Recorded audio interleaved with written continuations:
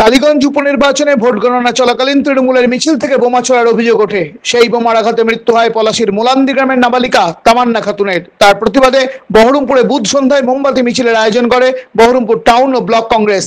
সে কথা জানিয়ে জেলা কংগ্রেস মুখপাত্র জয়ন্ত দাস বলেন, তৃণমূলের কেন জিতেছে তার সপক্ষে আমি কোনো যুক্তি খাড়া করতে চাইছি না, কিন্তু তৃণমূলের এই রাজত্বকালে বিজয় উল্লাসেও যে মানুষের প্রাণ যায় বাংলা, সে কথা গোটা ভারতবর্ষের মধ্যে প্রকাশ করলো। গোটা ভারতবর্ষে 6টা জায়গাতে উপনির্বাচন হয়েছে, কোথাও কোনো অপ্রীতিকর ঘটনা ঘটেনি, কোথাও কোনো বিজয় উল্লাসে কারোর বাড়িতে একটা ঢিলও পড়েনি।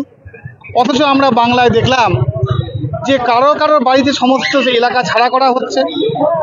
কোন কোন বিরোধী দল কোন কোন পাড়ায় বসবাস করে তাদেরকে খুঁজে বের করা হচ্ছে এবং বিজয় উল্লাসে পুলিশের সামনে, অত মানুষের সামনে সকেট বোমার আঘাতে তামান্না খাতুনকে প্রাণ হারাতে হচ্ছে। এ কোন বাংলা, এ কোন বিজয় উৎসব যেখানে একটা নিরাপরাধ মেয়েকে, ফুটফুটে মেয়েকে অকালে তাকে ঝরে যেতে হলো। বন্ধুরা, এই মিছিল থেকে আমরা বলতে চাই, কালীগঞ্জের যে ঘটনা, যে 12 বছরের তামান্না খাতুন আজকে তৃণমূলের দুষ্কৃতির দ্বারা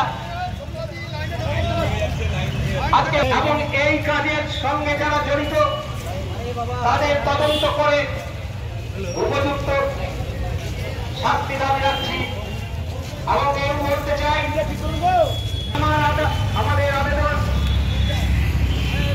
এই জঘন্য কাজের জন্য যারা